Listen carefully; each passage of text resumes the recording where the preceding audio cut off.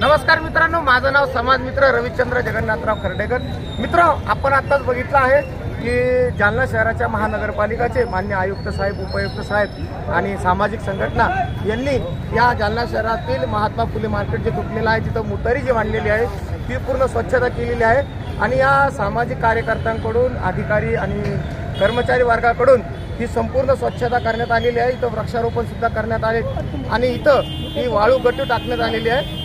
नागरिकांचं सगळ्यात मोठं कर्तव्य आहे की त्यांनी स्वच्छता करावी।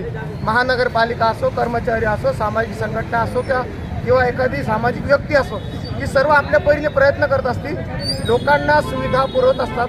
पण लोकांचं, सार्वजनिक लोकांचं काम आहे की आपण सुद्धा या ठिकाणची व्यवस्था, स्वच्छता ठेवावं आणि या ठिकाणी घाण होणार नाही, जेणेकरून आपलं शहर हे जालना शहर स्वच्छ आणि सुंदर राहील।